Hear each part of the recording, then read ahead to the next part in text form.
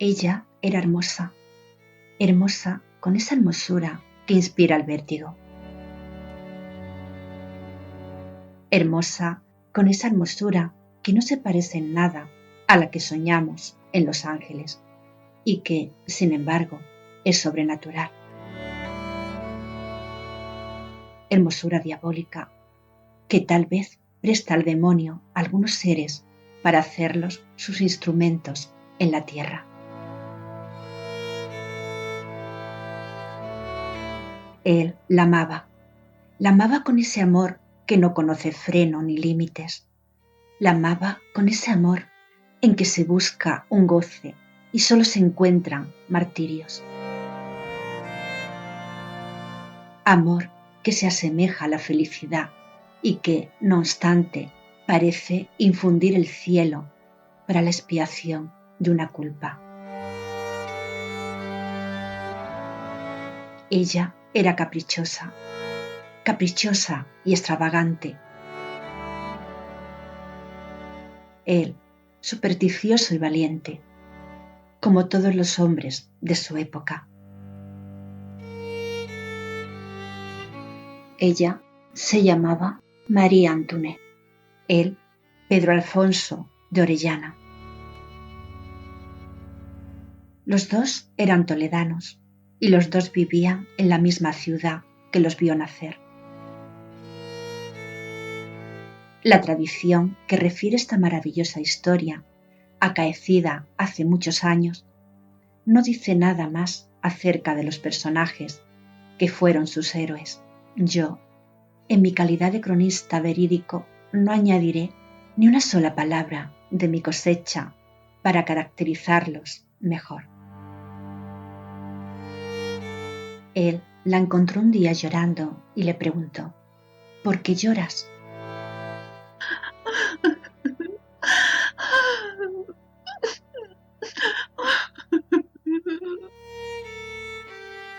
Ella se enjugó los ojos, le miró fijamente, arrojó un suspiro y volvió a llorar.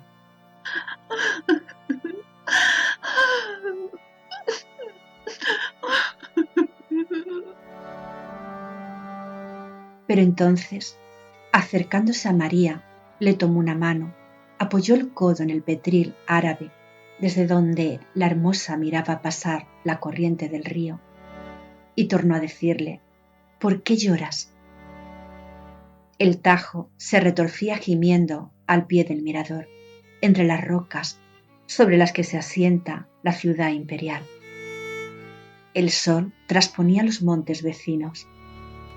La niebla de la tarde flotaba como un velo de gas azul y solo el monótono ruido del agua interrumpía el alto silencio.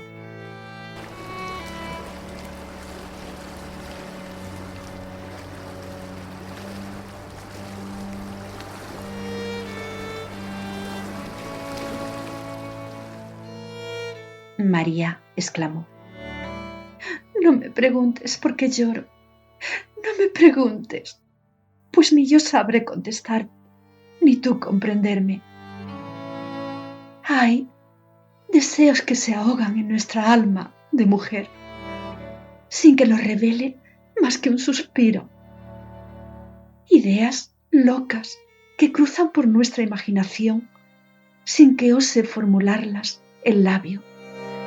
Fenómenos incomprensibles de nuestra naturaleza misteriosa, que el hombre no puede ni aún concebir. Te lo ruego, no me preguntes la causa de mi dolor. Si te la revelase, ¿acaso te arrancaría una carcajada? Cuando estas palabras expiraron, ella tornó a inclinar la frente y él a reiterar sus preguntas. La hermosa, rompiendo al fin su obstinado silencio, dijo a su amante con voz sorda y entrecortada: tú lo quieres, es una locura que te hará reír, pero no importa, te lo diré, puesto que lo deseas. Ayer estuve en el templo. Se celebraba la fiesta de la Virgen Su imagen, colocada en el altar mayor, sobre un escabel de oro, resplandecía como una ascua de fuego. Las notas del órgano temblaban, dilatándose de eco en eco por el ámbito de la iglesia, y en el coro los sacerdotes entonaban el Salve Regina. Yo rezaba sorta en mis pensamientos religiosos, cuando maquinalmente levanté la cabeza y mi vista se dirigió al altar. No sé por qué, mis ojos se fijaron desde luego en la imagen. Digo mal, en la imagen no. Se fijaron en un objeto que hasta entonces no había visto. Un objeto que, sin poder explicármelo, llamaba sobre sí toda la atención. No, no te rías. Aquel objeto era la jorca de oro que tiene la Madre de Dios en uno de los brazos en que descansa su divino Hijo. Yo aparté la vista y torné a rezar. Imposible. Mis ojos se volvían involuntariamente al mismo punto. Las luces del altar, reflejándose en las 1000 facetas de sus diamantes, se reproducían de una manera prodigiosa. Millones de chispas de luz rojas y azules, verdes y amarillas, volteaban alrededor de las piedras como un torbellino de átomos de fuego, como una vertiginosa onda de esos espíritus de las llamas que fascinan con su brillo y su increíble inquietud. Salí del templo, vine a casa, pero vine con aquella idea fija en la imaginación. Me acosté a dormir, no pude. Pasó la noche, eterna con aquel pensamiento. Al amanecer se cerraron mis párpados y, ¿lo creerás? Aún en el sueño veía cruzar, perderse y tornar de nuevo una mujer morena y hermosa que llevaba la joya de oro y la pedrería. Una mujer, sí, porque ya no era la Virgen que yo adoro y ante quien me humillo. Era una mujer, otra mujer como yo, que miraba y se reía mofándose de mí.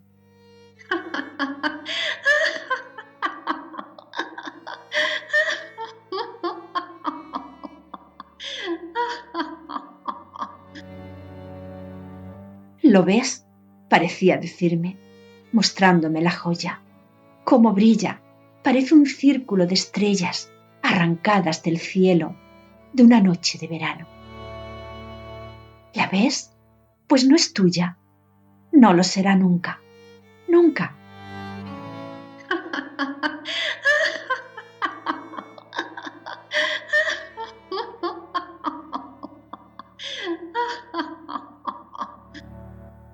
¿Tendrás acaso otras mejores, más ricas, si es posible? Pero esta que resplandece de un modo fantástico, tan fascinador, nunca, nunca.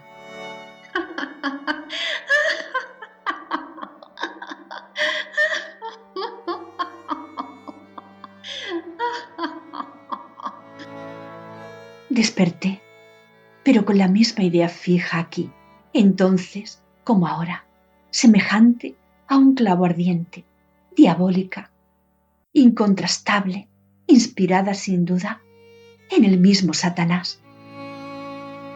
¿Y qué? ¿Callas y doblas la frente? ¿No te hace reír mi locura? Pedro, con un movimiento convulsivo, oprimió el puño de su espada, levantó la cabeza, que en efecto había inclinado, y dijo con voz sorda: ¿Qué virgen tiene esa presea? La de Sagrario, murmuró María.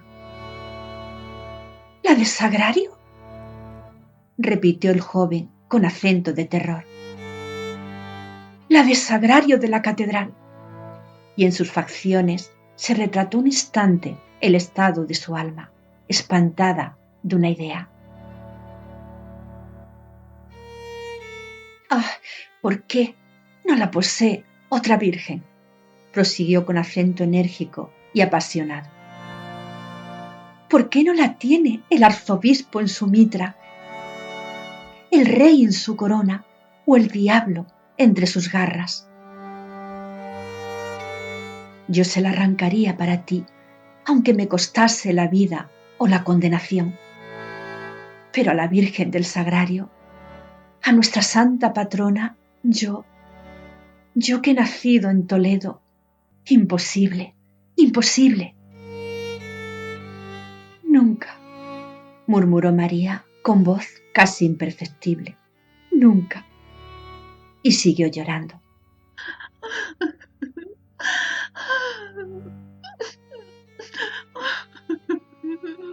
Pedro fijó una mirada estúpida en la corriente del río. En la corriente que pasaba y pasaba sin cesar ante sus extraviados ojos, quebrándose al pie del mirador entre las rocas sobre las que se asienta la ciudad imperial.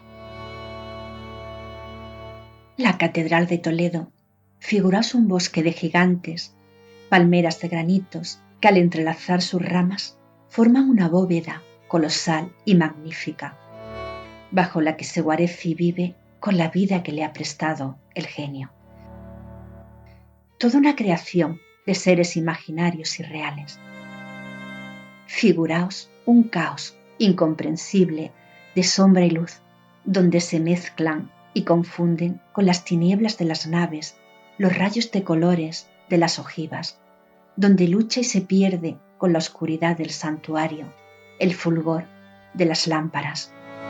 Figuraos un mundo de piedra, inmenso como el espíritu de nuestra religión, sombrío como sus tradiciones, enigmático como sus parábolas, y todavía no tendréis una idea remota de ese eterno monumento del entusiasmo y la fe de nuestros mayores, sobre el que los siglos ha derramado a porfía el tesoro de sus creencias, de su inspiración y de sus artes.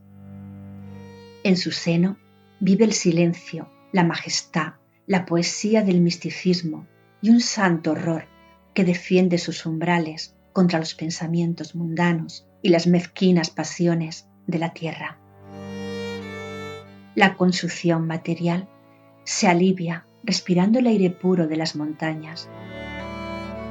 El ateísmo debe curarse respirando su atmósfera de fe. Pero si grande, si imponente se presenta la catedral a nuestros ojos, a cualquier hora que se penetra en su recinto misterioso y sagrado, nunca produce una impresión tan profunda como en los días en que despliega todas las galas de su pompa religiosa, en que sus tabernáculos se cubren de oro y pedrería, sus gradas de alfombra y sus pilares de tapices. Entonces, cuando arden, despidiendo un torrente de luz sus 1000 lámparas de plata, cuando flota en el aire una nube de incienso, y las voces del coro y la armonía de los órganos y las campanas de la torre estremecen el edificio desde sus cimientos más profundos hasta las más altas agujas que lo coronan.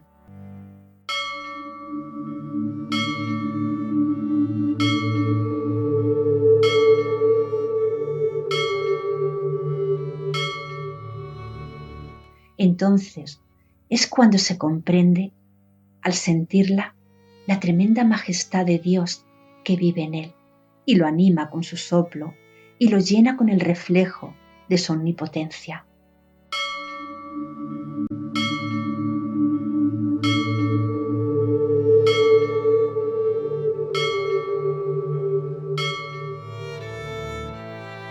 El mismo día en que tuvo lugar la escena que acabamos de referir, se celebraba en la Catedral de Toledo el último de la magnífica octava de la Virgen.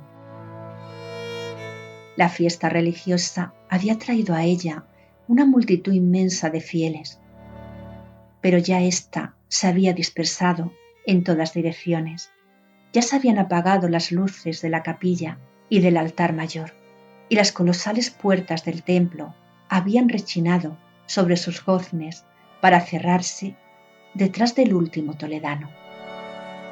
Cuando, de entre las sombras, pálido, tan pálido como la estatua de la tumba en que se apoyó un instante mientras dominaba su emoción, se adelantó un hombre que vino a deslizarse con el mayor sigilo hasta la verja del crucero. Allí, la claridad de una lámpara permitía distinguir sus facciones. Era Pedro.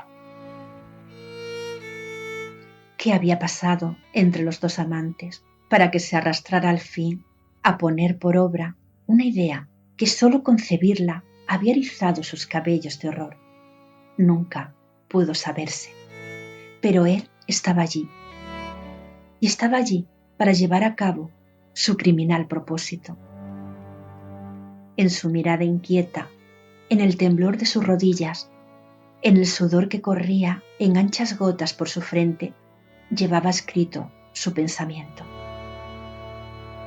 La catedral estaba sola, completamente sola, y sumergida en un silencio profundo.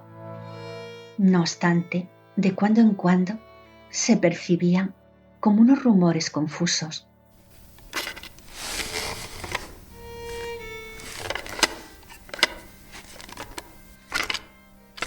Chasquidos de madera, tal vez, o murmullos del viento, o quién sabe.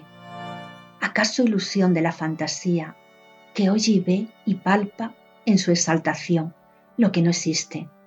Pero la verdad era que ya cerca, ya lejos, ora a sus espaldas, ora a su lado mismo, sonaban como sollozos que se comprimen, como roce de telas que se arrastran, como rumor de pasos que van y vienen sin cesar.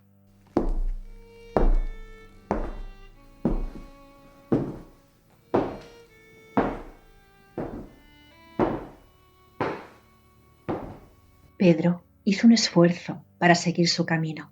Llegó a la verja y subió la primera grada de la capilla mayor. Alrededor de esta capilla están las tumbas de los reyes, cuyas imágenes de piedra, con la mano en la empuñadura de la espada, parece velar noche y día por el santuario, a cuya sombra descansan todos por una eternidad. ¡Adelante!, murmuró en voz baja y quiso andar y no pudo. Parecía que sus pies se habían clavado en el pavimento, bajo los ojos, y sus cabellos se erizaron de horror.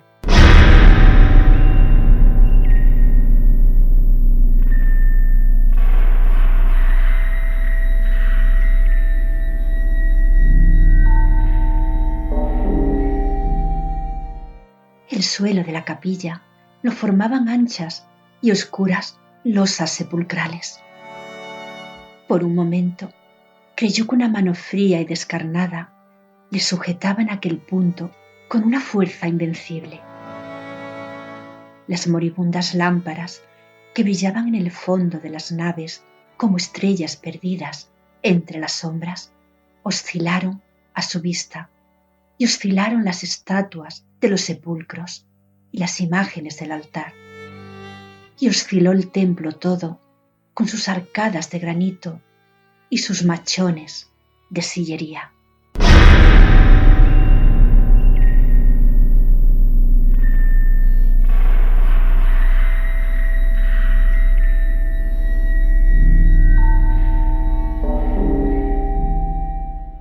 ¡Adelante!, volvió a exclamar Pedro como fuera de sí, y se acercó a Lara, y trepando por ella, subió hasta el escabel de la imagen.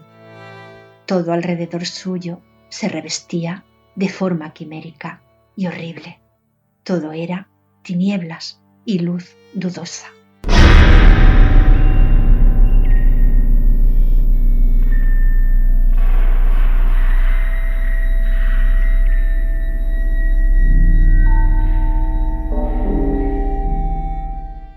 Más imponente aún que la oscuridad. Solo la reina de los cielos, suavemente iluminada por una lámpara de oro, parecía sonreír tranquila, bondadosa y serena en medio de tanto horror. Sin embargo, aquella sonrisa muda e inmóvil que le tranquilizara un instante, concluyó por infundirle temor, un temor más extraño, más profundo que el que hasta entonces había sentido. Tornó de nuevo a dominarse. Cerró los ojos para no verla. Extendió la mano con un movimiento convulsivo y le arrancó la ajorca de oro.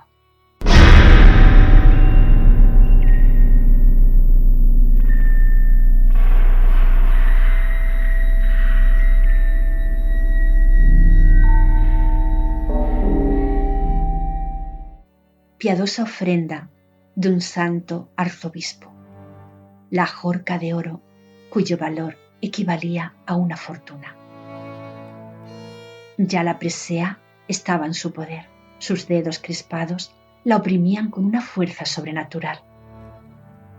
Solo restaba huir con ella, pero para esto era preciso abrir los ojos, y Pedro tenía miedo de ver la imagen, de ver los reyes de las sepulturas, los demonios de las cornisas, los endriagos de los capiteles, las franjas de sombra y los rayos de luz, que semejantes a blancos y gigantescos fantasmas se movían lentamente en el fondo de las naves, pobladas de rumores temerosos y extraños.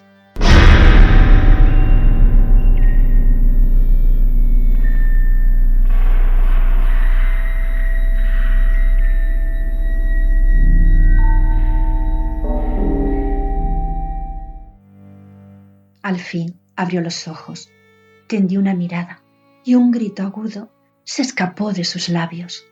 ¡Ah! La catedral estaba llena de estatuas que, vestidas con luengos y no vistos ropajes, habían descendido de sus huecos y ocupaban todo el ámbito de la iglesia y le miraban con sus ojos sin pupila. Santos, monjas, ángeles, demonios, guerreros, damas, pajes, cenobitas y villanos se rodeaban y confundían en las naves y en el altar. A sus pies oficiaban en presencia de los reyes de hinojos sobre sus tumbas, los arzobispos de mármol que él había visto otras veces inmóviles sobre sus lechos mortuorios, mientras que arrastrándose por las losas, trepando por los machones, acurrucados en los doseles, suspendidos de las bóvedas, pululaban como los gusanos de un inmenso cadáver todo un mundo de reptiles y alimañas de granito, quiméricos, deformes, horrorosos. Ya no pudo resistir más. Las sienes le latieron con una violencia espantosa. Una nube de sangre oscureció sus pupilas. Arrojó un segundo grito, un grito desgarrador y sobrehumano, y cayó desvanecido sobre el ara. ¡Ah! Cuando al otro día los dependientes de la iglesia le encontraron al pie del altar, tenía aún la ajorca de oro entre sus manos, y al verlos aproximarse exclamó con una estridente carcajada: